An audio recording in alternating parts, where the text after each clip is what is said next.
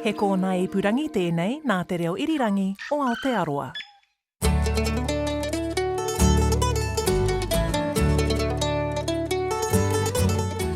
No mai whakarongo mai ki te aotai whenua. Welcome to Country Life. I'm Sally Round. Great to have your company. I'm Duncan Smith. Today, a Manawatu farmer with plenty on her plate, looking after stock, working as an artificial insemination technician and helping out at the local stockyards. It's all in a day's work for Sarah Maxwell. And if that's not enough to make you go phew, imagine riding on horseback for days on end through the rugged South Island backcountry. Well, it was a dream come true for our guest this week. And later, from the backcountry to a beach on Banks Peninsula, farmers taking a break and learning how to surf. But first, let's check in with Susan Murray in Kirikiriroa, Hamilton. Now, what's been happening on the rural news desk this week, Susan? First up, the state-owned farming company Pāmu, other words Landcorp, it's been given a bit of a rattle-up by the government. The Minister for State-Owned Enterprises, Paul Goldsmith, met with Pāmu and it's told the executive he's just not happy with the company's performance. Last month, Pāmu, which has 110 farms around the country, reported a half-year profit of $3 million, but that's a drop from the $15 million profit for the same time last year. So Mr Goldsmith says he expects all state-owned enterprises to operate as successful businesses, to be profitable and efficient as ones in the private sector would be, and he's not satisfied that Pāmu is achieving that. So what's Pāmu said about the criticism?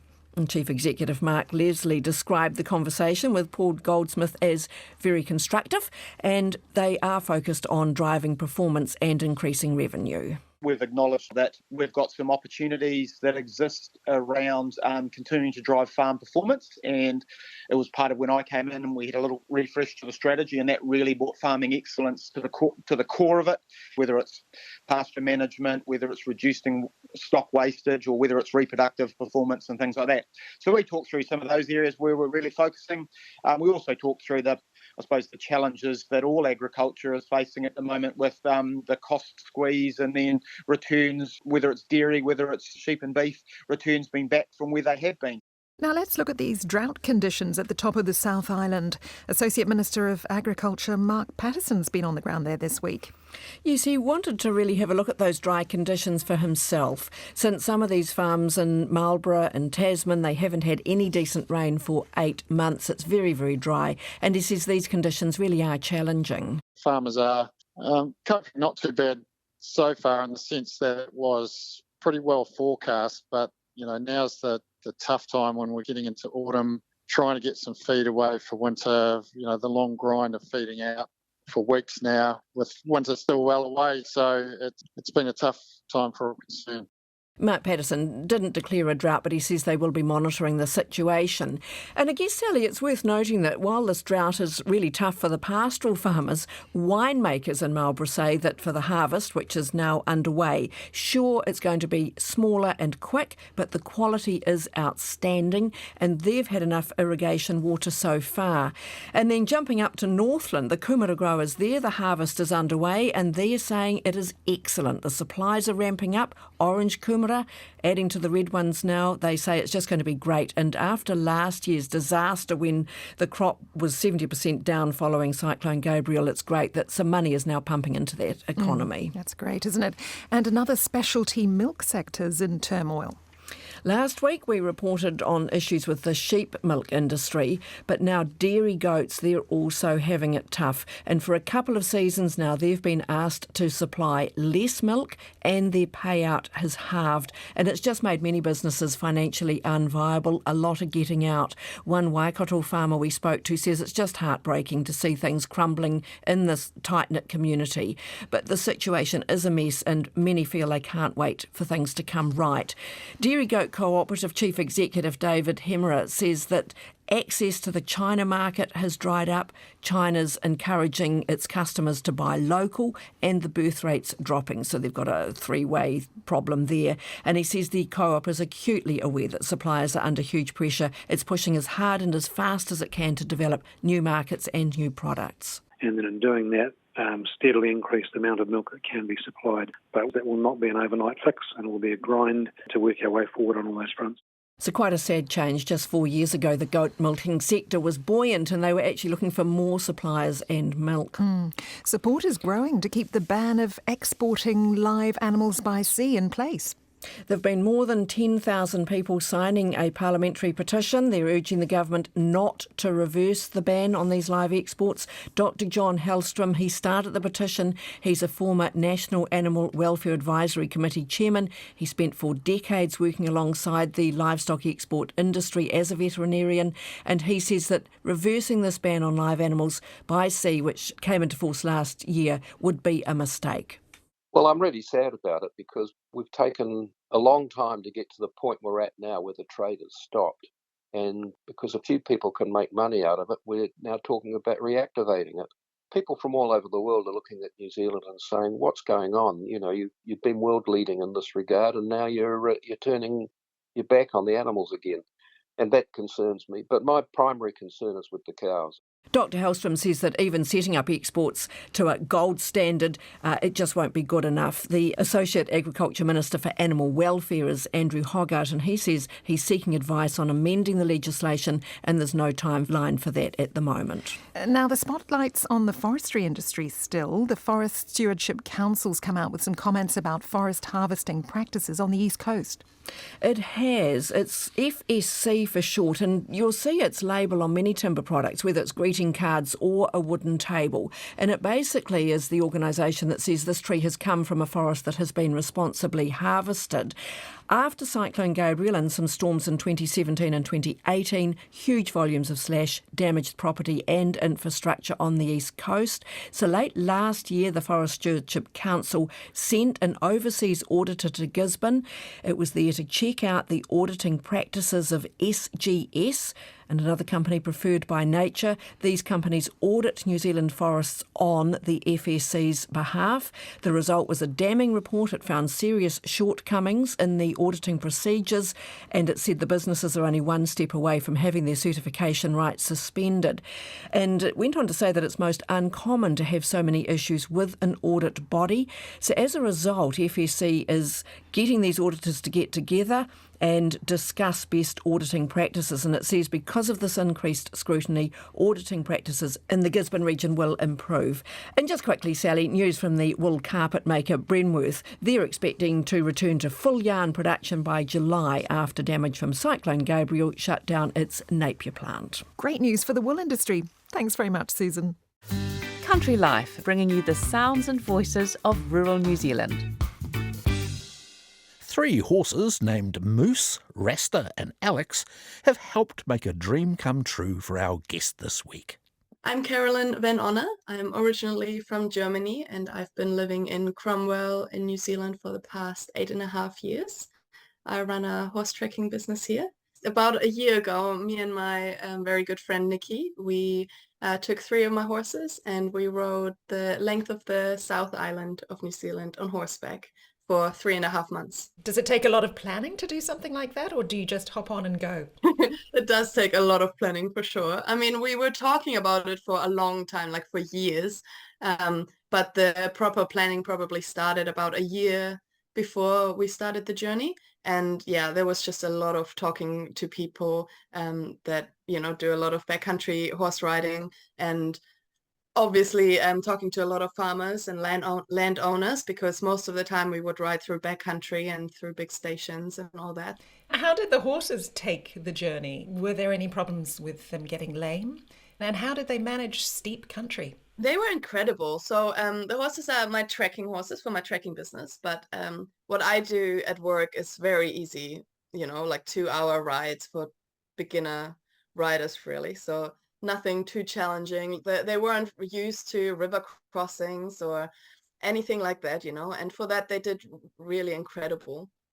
There were some things that they didn't like. So, for example, my horse Moose really hated the going through little creeks, you know, the creeks where it goes down a little bit and then on the other side it goes up again, which is, you know, not hard at all to do, like for a horse, but he just hated them, and it would take so long every time to convince him to to get over, and then, you know, I would get off and I would try to like pull him over, and he just refused for like 10 minutes, and then suddenly he would jump on top of me. It happened so many times, like he hated it. But apart from that, we found it amazing how willing they were to keep going every day. And I think in the beginning it was maybe, you know, like horses do, they try to turn around once in a while and, you know, go back, like, okay, you know, time to go home now. But after a while, I think they realized, oh, no, there's no turning back. We just keep going every day, you know.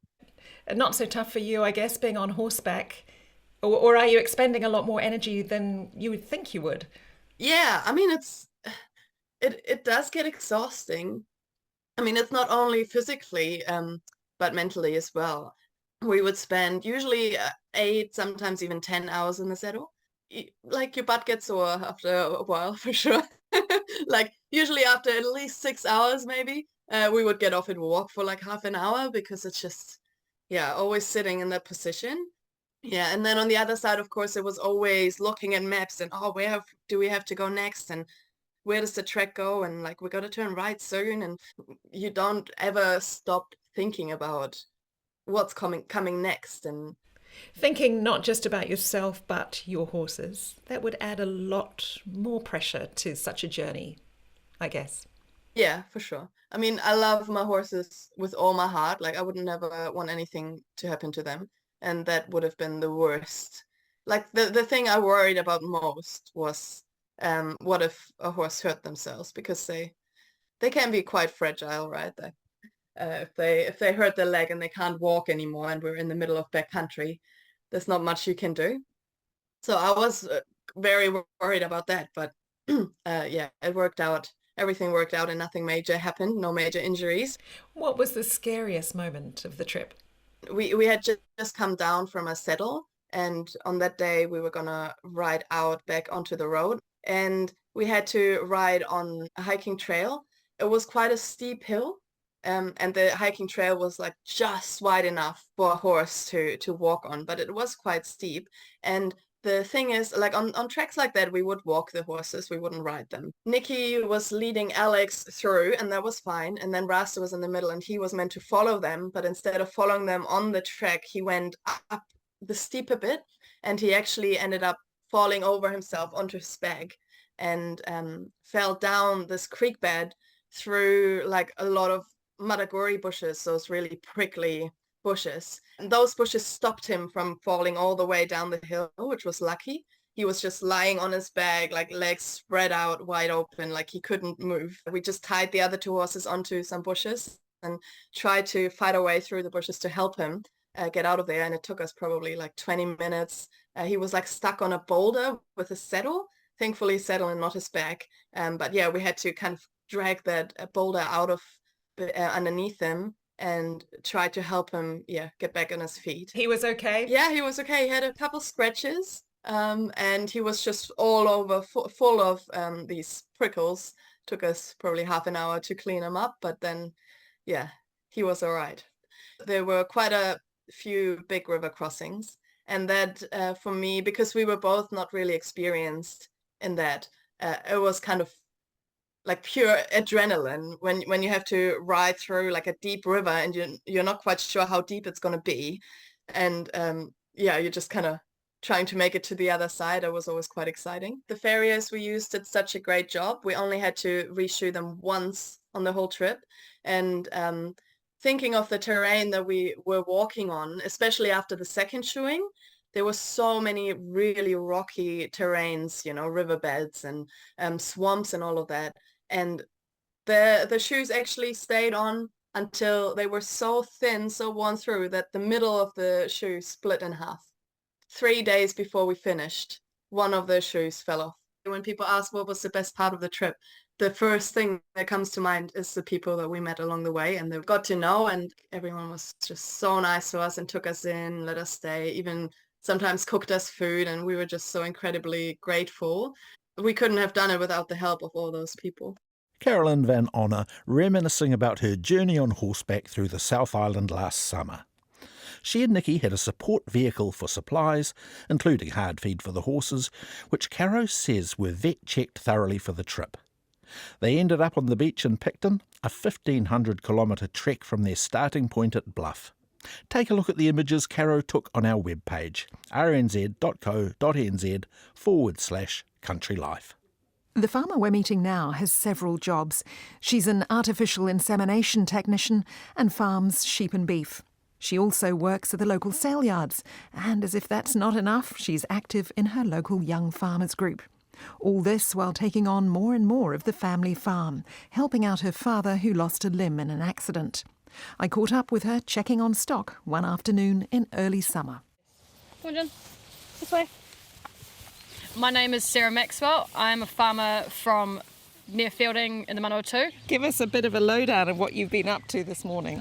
So I left, did my AI run this morning, so I've been around 5 farms this morning. And AI is artificial insemination. Yes, it's that time of year, isn't it? Yes, I'm about at my peak of about 3 weeks right now. Everyone's just full on getting nervous about returns, which is a fun activity, but you know, it is what it is. You have to pretend you know what you're doing. I think it must be about 75 this morning, which I think is probably about my average at the moment. And do you work on your own? Yes, in terms of AI, I work on my own. So there's the odd time where it'll be other people because it's like a big day or something, but 95% of the time it is myself. Now we are on the farm that your family has here in the Manawatu. Tell us a little bit about it. I'm 6th generation farmer here, and so we are finishing country effectively. It's like virtually flat. You can see as far as you can really. Finishing lambs through winter. We have a few grazing heifers for fun. Got some cropping, which we're about to put some peas in these paddocks here. Trying to figure it out really, because we've had it back for about 4 years now, and so it is a bit much of just, what are we doing? But we're all learning, aren't we? We're learning together. So it was leased prior? Yes, leased for 13 years. So we leased it out because my father had an accident where he lost his arm. Because that got to a point where Dad's like, I don't want to sell it, but mentally he was like, I can't have a town job and let someone else run it, with him being in charge still. So we leased it to the neighbours and they extended their block. And we took it back 4 years ago when I returned to New Zealand because I was overseas. And now I'm faking it till I make it, really. But you say that, but you're the stock manager here on the family farm. Yeah, I suppose I am. I suppose I do manage or make the overarching decisions. Dad's still very much involved, without a doubt. So what would you normally do after a morning spent doing AI? Most often I'll probably go around, check the animals, because we've got a couple mobs of cattle at the moment, like 1-year-old Angus and Jersey, and then we've got a few loitering trade lambs that have decided to have lambs, and that it is actually our quieter period, so we don't have to be dagging lambs or drenching lambs left, right and centre. But I also work at the sale yards in Feilding, so like Feilding sale yards are one of the biggest sale yards in the country, so I do like the online bidding, so people that aren't physically able to make it to sale yards can still buy stuff, but I'm the one that's in the room physically saying what the bid is, you know what I mean? And so that involves going through and taking photos and writing down all the information at the start. There's a couple of us, we work together and we're the ones that are physically there, being the in-person representation for the online bids. Being the voice of those people. Yes, that's the way of saying it. That's a fast-paced environment. Yes. Keeps you on your toes. I think you'd go insane if you did it every day of the week, but for 1 or 2 days a week, it keeps you on your toes.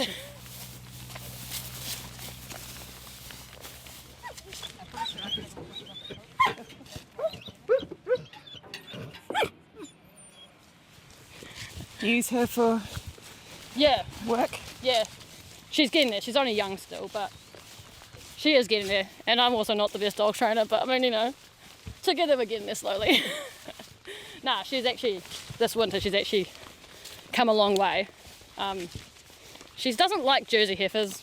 I don't know. She doesn't care about Angus ones. Doesn't like Jerseys though. Particularly Jerseys? Particularly Jerseys. I couldn't tell you. They're all the same age, they're all the same weight. We're just moving on to some really lush pasture now. Very lush. That's why the cattle in here. Yeah, so this paddock is full of clover, chicory and grass. To be fair, it looks pretty incredible, I must admit. It does, it is very lush. This is the moment we make sure the cattle aren't... Oh, they are stood up. That's good. They're all hiding there down below. I can see them, a mob of beautiful looking Angus. Yeah. And what are you doing with these? So we only bought these 6 weeks ago, just to try and eat some grass and grow fat, grow quickly, hopefully. So one might take some through to being killed, but I might also sell some before Christmas, the lighter ones that won't quite, because I don't really like having big cattle on here in winter because it's so heavy. The soil is very heavy clay soil, and so cattle just make a mess, and it just makes everything worse, you know. People think I'm mad for it. Part of it's also I like just letting some paddocks at least once a year go a bit long just to make sure they've got some roots down. Jen, come here. Jenny, come here. Jenny, come here. Jen, come here. Come here. Come here. Come here. Come here. She just likes chasing animals. Jenny, come here. Jenny, come here. Good girl. Now, what are you seeing in terms of prices and how's that affecting what you do?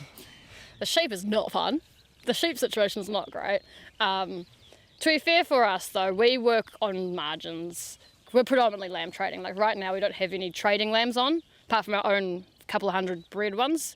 As long as we can buy them at a good price and we can sell them, even if the market's average, it's still like, it's the margin we're after, not so much the overall price, which is a bit of a balancing act because like the season just been, it started off really good in terms of lamb trading, and then July it just decided to nope. And so we did have a bit of a moment. You bought them in higher than you would have liked. Yes, and but I think that was with everybody though. That wasn't just a straight up our problem. That was an everybody problem, you know, or at least in terms of lamb trading around here.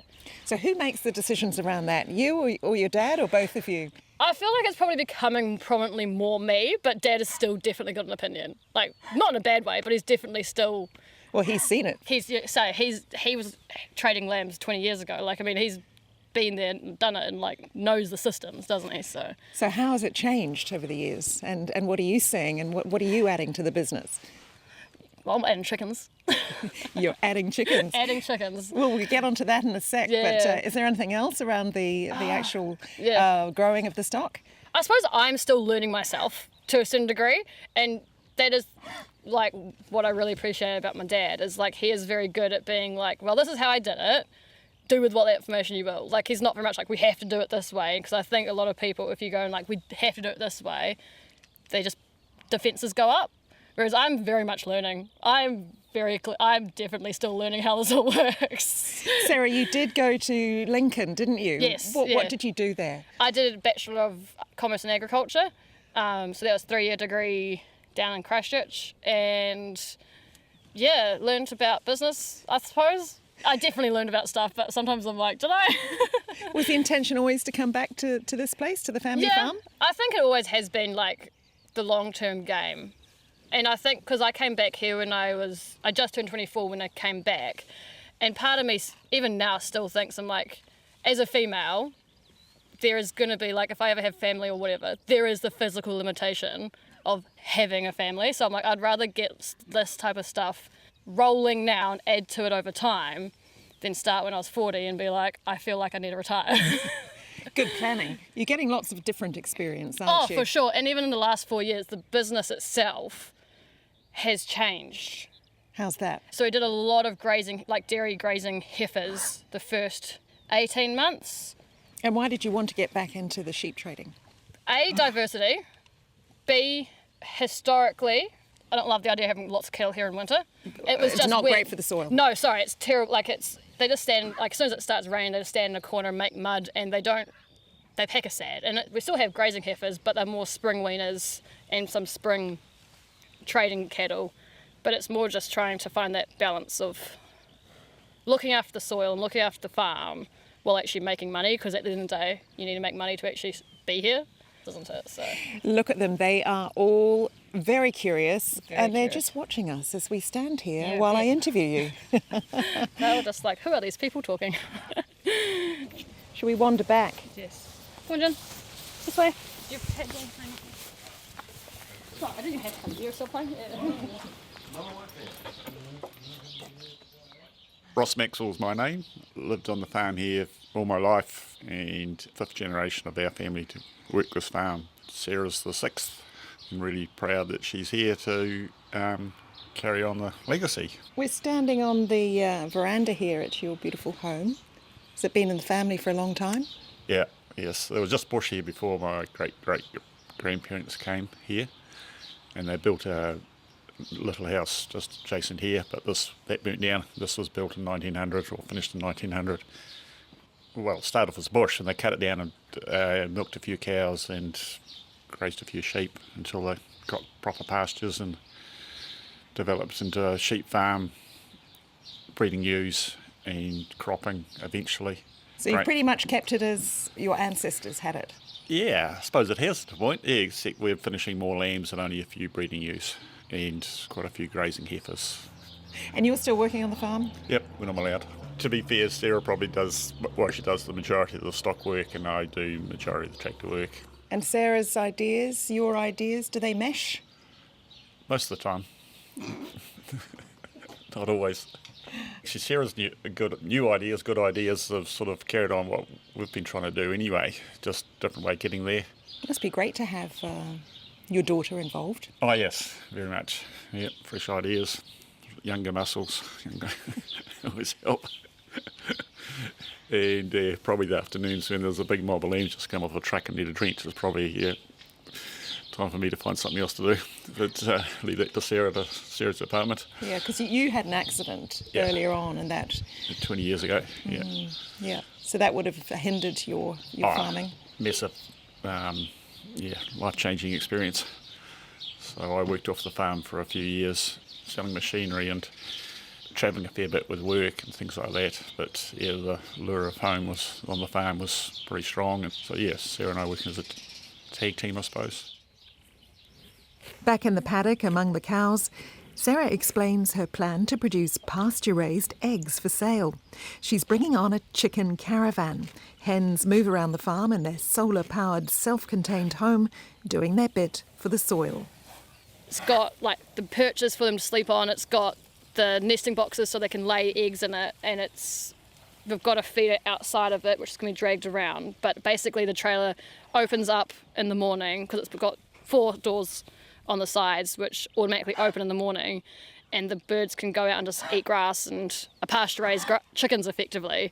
And so you still need to feed them some grain, but they actually scratch around the dirt, and because it's a trailer you can actually move it around the farm. And so I'm going to be a mad chicken lady soon, we'll see. And this is going to help the soil as well, you think? Yes, for sure. And that's to be fair, I think that's actually, if I think about it, part of where it originally started. I mean, at the end of the day, 450 chickens on 200 hectares, it's a blip in the ocean. It's not massive, but it's all just kind of, why not? Give it a go. I think I managed to keep cattle and sheep alive relatively all right, so may as well give chickens a go. Now, are you going to be having a little business selling the eggs from the gate, or what are you going to be doing with them? So because they'll be producing quite a lot, won't they? Yeah, so 450 chickens, it's a lot of eggs a day. More eggs than I can eat. So I'm kind of hoping to be able to, in time, sell them all directly to the customer myself. This is going to double your workload, isn't it, Sarah? Yeah, look, we'll get there. And you say you're part of a regenerative discussion group. Yes, I've only been part of it for the last couple of years, I think. But yeah, it's basically like farmers around the Manawatu have, just catch-ups and effectively discussion group style things. But in terms of like, what can we do to look after the land? And at the end of the day, we all want to make sure we can make $1, because that's what you need to do. But it's also just doing it so you're actually being kind to Mother Nature in the same respect, isn't it? So New Zealand as a whole is actually a very regen style farming practice to begin with. And so it's not saying there's good farmers and bad farmers, it's more just I'm always open for ideas, basically. Sarah Maxwell adding another string to her bow at the family farm near Bunnythorpe in Manawatu. You also heard from her father, Ross Maxwell. Hi, I'm Greg Gemmell from the Manawatu Free Range Robotic Organic Dairy Farm, and you're listening to Country Life on RNZ National. Hickory Bay is at the end of a steep, winding gravel road on Banks Peninsula, and it's here you'll find Kristen and Rachel Savage's farm. Kristen's a keen surfer, and when Cosmo Kentish Barnes visited last week, they jumped in the side-by-side and headed down to one of Kristen's favourite spots. some nice peaks over there. We've come down to the beach on your farm, and there are some good waves out there today. Yeah, there's some nice waves there. The tide's come in a bit, and it's going to be good later. Yeah, it's 2 to 3 foot and a few peaks. And on either side of the beach, there are high cliffs. Yeah, totally. They open up, and yeah, they're really dramatic. I see them for the first time. People get pretty amazed by them. They're big bluffs, aren't they? Yeah. There's actually a slip from the 2010 quake. Came and landed on a seal colony, apparently.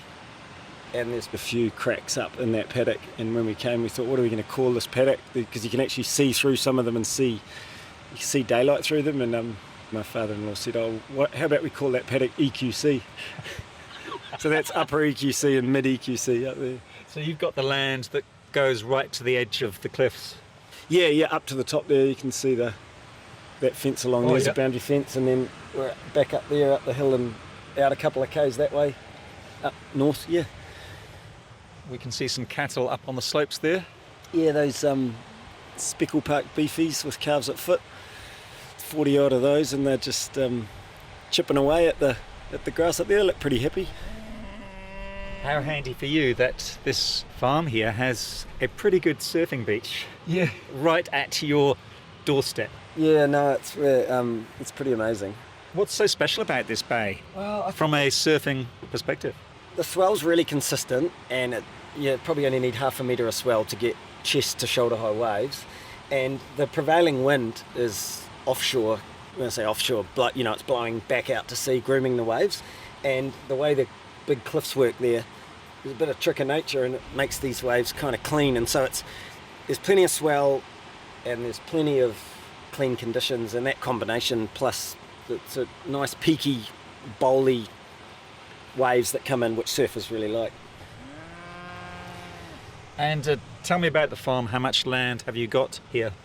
We've got 500 hectares here that we're farming, and we do some dairy grazing for the home farm in Ashburton. Rachel's parents are dairy farming down there, and so we'll graze the young stock, so they'll come as R1s in May, and they'll go home as R2s in calf at the end of April. And I really enjoy the challenge of getting the young stock looking really good and performing really well. And they do so well on these volcanic soils. They come off the peninsula so well. Yeah. And this is a certified organic property? Yeah, certified with BioGrow. The people that we bought the farm off, David de Rothschild, he converted it to organics over his 6 or 7 years here, and we were just keen to keep that certification going, yeah. He had plans to build some sort of eco-retreat here, I believe. Yeah, didn't happen in the end, which is probably good. There's a QE2 covenant here on the, this paddock we're in right by the beach. Yeah. And I think that was old Kit Gregg's legacy, that there wouldn't be any buildings near the beach, and that's pretty cool, I think. And you live here on the farm with Rachel and your children? Yes, yeah. So we've been here 13 years, and we came from Wellington. I was a commerce teacher at Wellington Boys, and Rachel was a flight retrieval ICU nurse, and we were happy as Wellington was home. And I was flicking through a farming magazine at Rachel's brother's place at Christmas one year, like I never do, flicking through Farmers Weekly, and saw the farm advertised, and I knew there was good surf there, and I just pointed at it. I said that'd be a great eco-surfing business opportunity, eco-tourism kind of thing. And one thing led to another, and we came and looked at it, and yeah, here we are 13 years later with 3 kids. But so you didn't know anything about farming? No, I think we were driving along once, and after we'd looked at it, and Keith said, well, who are we going to get to farm it? And I said, I'll farm it, and or to run it. And he said, you'll farm it. And yeah, I was just up for a challenge. I probably had no idea what I was getting myself into, but better to be scared than bored, I suppose.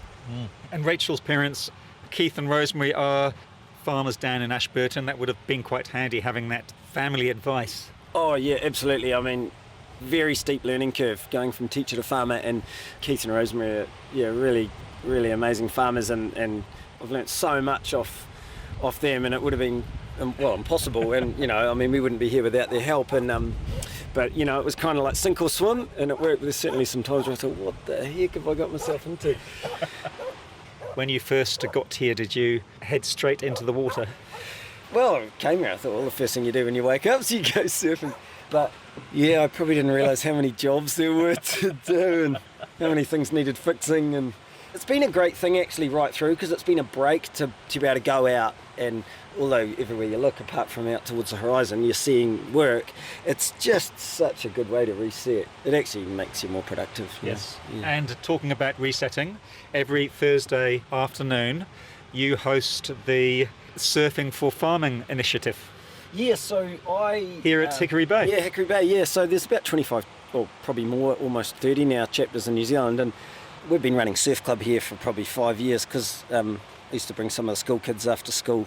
I helped out for a bit there when they were low on staff to teach at Akaroa School, and some of the kids would come surfing with me after school, and it just grew into some of the parents saying, oh, well, why don't we come down and have a barbie one night? And so that turned into a weekly thing about 5 or 6 years ago, and I had mates from Wellington that surf texting me and saying, check out this Surfing for Farmers thing.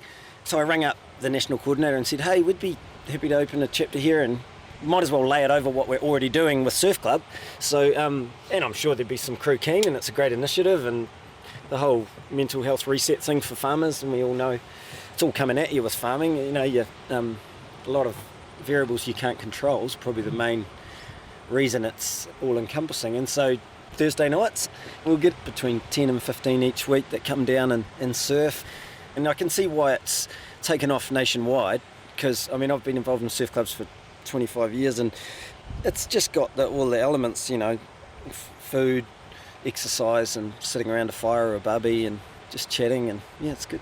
So that's going to happen soon, because it's Thursday today. It is Thursday, and the waves are good, and the sun's shining, and the sausages and the steak are all on their way, and we'll get into it, yeah. So we've got to put the trailer on with the boards and tow it down the beach here, ready for the guys, and we've just got to put a break up for these heifers over there. We're just going to give them a bit more to chew on, and they'll be happy as. Let's do it. Awesome.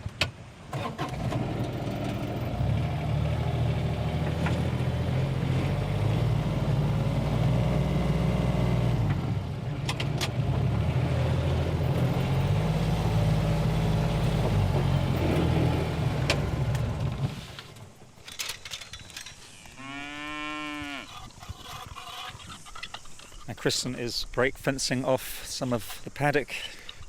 You're making sure that the heifers don't go near these macrocarpa trees. Yeah, just there's some, from the wind a couple of months back, we had some bit of a clean up of some macrocarpa, and there's some dead macrocarpa leaves there, and if the in-calf cows eat those dead leaves, they're toxic to their calves, so we're always checking a paddock and seeing if there's any macrocarpa that's, you know, a dead branch or something. Yes. Otherwise they'll lose their calf, which we want to avoid, and which we do, yeah. I guess before these macrocarpas were planted, there would have been lots of native trees down here on the valley floor. Yeah, we've got a few left actually. Back over deeper in the flats there's a couple of matais and kakatea. Still, there's a few that have held on, or whether they left them. Yeah. Because there used to be heaps of milling that went on down here. Yeah, out on the point there, they were going up until the 60s, and then, yeah, the mill here was going late 1800s to early 1900s, yeah. We go around, jump back in the mill, and I'll just let them into this bit. Way danger. He's just going to head them off. I'll just tell him to go right, and he'll just pull them through the gate, really. Way danger. And he's moving about, 20 Frisian heifers? Yep. Danger, way.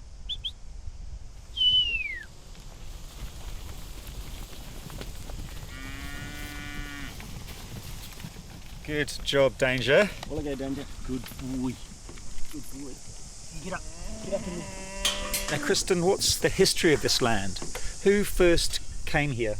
Hickory's original name's derived from a hash of Waikera Kikari, the Bay of Angry Waters. So the Māori couldn't land their canoes here, so it wasn't ever settled by Māori. But there was a guy by the name of Harry Head who came in the 1860s, and he was pretty eccentric, and he drove some cattle down and managed to, it was just super thick bush, and he just apparently just dressed in a sack with holes cut out the sides, and he farmed a few cattle, and they called him the Hermit of Hickory Bay.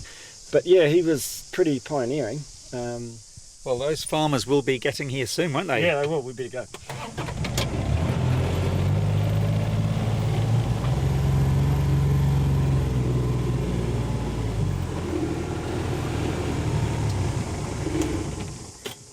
We've come to the farmyard, and the old shearing shed has been converted into the Hickory Bay Surfing Institute. Yeah, that's right. Yeah, I mean, I always saw the wool shed as a huge asset, but obviously we weren't farming sheep anymore. And so, you know, with building costs, and it's got a roof and it's dry, and so those wool sheds are pretty cool. Blank canvas. And you formed a charitable trust. Yeah, so the vision statement is creating community wellbeing and connection through the sport of surfing. So the surfing's a catalyst, but we all get around the fire and cook dinner together on the grill and tell stories. Yeah, totally. And no cell coverage yet, so there's no devices out, and everyone's just in bare feet running around and feeding the eels in the creek. It's good. In a shed is a trailer loaded with, what, a dozen or so surfboards? Yeah, some soft tops. So you'll take them out to the beach? Yeah, I think we will today, and then we can just, the guys can just grab them instead of carrying them all the way down. Some of them are 9 foot long and pretty heavy, so we'll have them ready to go.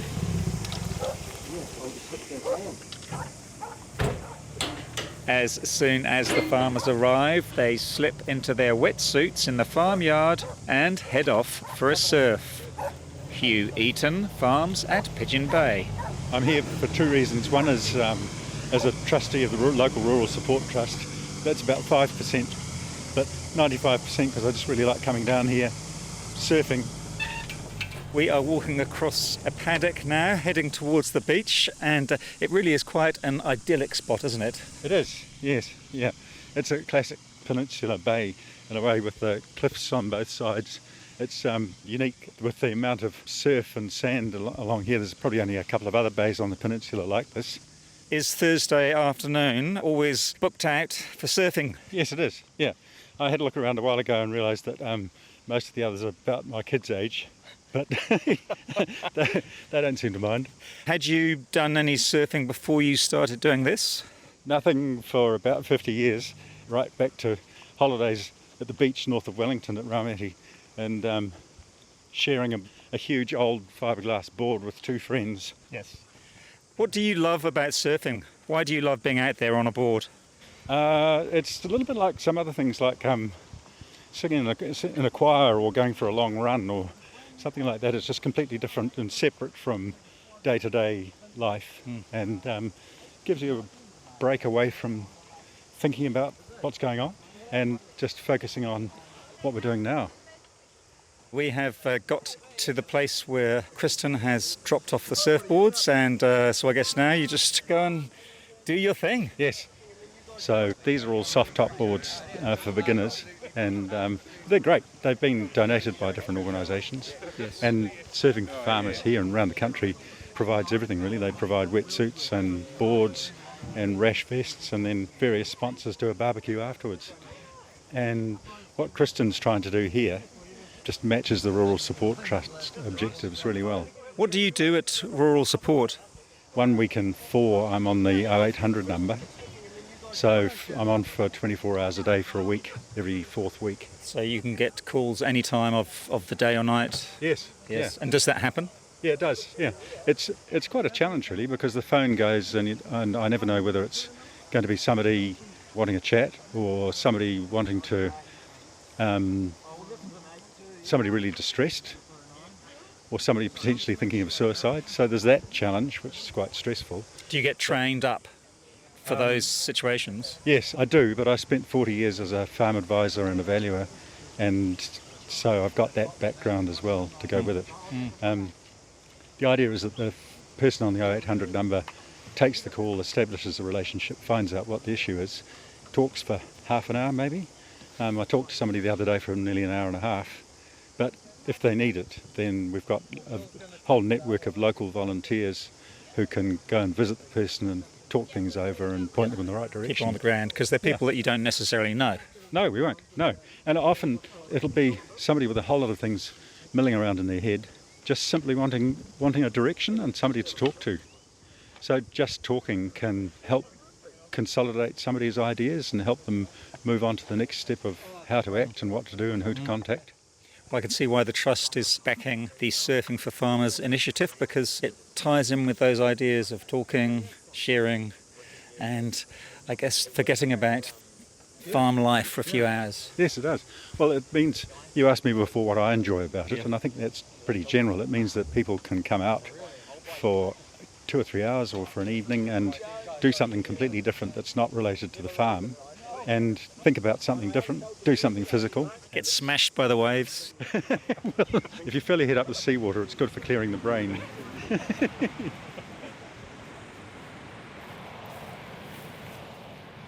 Kristen, we've come down onto the beach and some of the guys are already in the water. Yeah, they're keen. The level's going through the roof. Each week they get better and more confident. And, it's not about that, but a byproduct of it, some of them really jump to it and want to get into the surfing more. Yeah. Some guys are just happy to go out and just fall off and get smashed around. How often do you go surfing here? At the moment I'm just trying to get out whenever it's good, but it's so much more special when you can share it with people. And I love it when I look out the window and there's guys surfing that have come over from town. I'm like, oh, cool. Well, everyone is in the water and the waves are looking pretty good tonight. Not huge, but they're holding up pretty well. Who am I with here? My name is Greville Walsh. So I am instructing here tonight. I'm an instructor for the farmers, and we've kind of got a group here that have got a lot of experience coming down at the moment. So but we do get some newbies from time to time, and they get a lesson when they come down and a bit of instruction. And it's just a good night had by all. So obviously we're here for a bit of safety. If anybody got caught out in a rip or drifted out to sea, we're here to help out and make sure none of that happens. Are there any rips tonight? Yeah, there has been a few rips. The tide's sucking out at the moment. Nothing too major. We've got quite a few experienced surfers right out the back kind of patrolling that. So I think everybody's in safe hands there this evening. And how good for farmers to be able to come here and do this? It's just an amazing thing. A lot of these people are working in very isolated places here. And so I think it's actually really good for the well-being, especially the people here in the peninsula, because it is... you go to one social event and it takes you 40 minutes driving going from one bay to another. As the crow flies, everything is 5 minutes away, and as the truck drives, it's a whole load of loose parts and gravel, and you just you get used to it here. But it's definitely a different, unusual way of life. But as you can see, it's an incredibly beautiful place, and I think that's what attracts people to living here. Yes, and are you going out for another surf now? Yeah, I'm going to go out for another surf now, join the guys out there. So I felt a little bit of a cramp there, so went and got hydrated and back out again. Enjoy. Thanks, Cosmo. Now, Lyndon, what's it like in there? Cold. No, it's good. Feel alive. Feel like $1 million. Are you going back in? No. You've done your dash. I'm last in, first out. Did you get some good waves out there today? Yeah. Yep. It was a bit scrappy, but it's everyone's having fun. I was down the end there. The guys are catching some big ones, so that's good. Why do you come down and do this surfing? What does it mean to you? Well, I look at the sea every day where I work, and I don't appreciate it. And since the Surfing for Farmers started, I've been here at the start, right from the start, and I absolutely love it. Makes you feel alive. I guess it's also a good chance to catch up with other like-minded people. Correct. Yep. And there's a lot of people here that you wouldn't think would be doing this, but everyone loves it. You sit around afterwards and have a steak and a couple of beers and a yak. No one talks about farming. The WhatsApp group's going about Tuesday night, oh, you're going or you're not going, I'll pick you up or whatever, So we'll see each other in the street in Akaroa, and that's the first thing everyone asks is, what were the waves like, last time you were out or something like that. So that just shows you how people are into it. Do you check the wave forecast before you come? No. If there's nothing, there's nothing. We still go out there and have a good time. It doesn't matter. If it's houses coming at you, well, everyone gets out there and hangs on and gets into it. Yeah. And you've got your kids here. Yep. So they do surfing here on Tuesday nights, but they didn't go this week, so they thought they'd come tonight. So yeah, they're doing pretty well actually, aren't they? Yeah, they enjoy it. Out in the big waves? Out in the big waves, showing everyone up. Has this ignited something in you that you hope to keep going? Oh, definitely. Now the kids are into it. We're doing it as a family now. So the four of us are out here having a go, so we wouldn't have done that if it wasn't for Surfing for Farmers. Goffs Bay farmer Lyndon Palmer. Cosmo was also talking to Hugh Eaton, Greville Walsh and Hickory Bay farmer and Surfing for Farmers surf coach Kristen Savage, who also runs the Hickory Bay Surfing Institute from his Banks Peninsula farm. And there are some great surfing snaps on our webpage, rnz.co.nz/countrylife. Well, that's about all we have time for this week. Thanks very much for joining us. Ka kite anō. Bye now.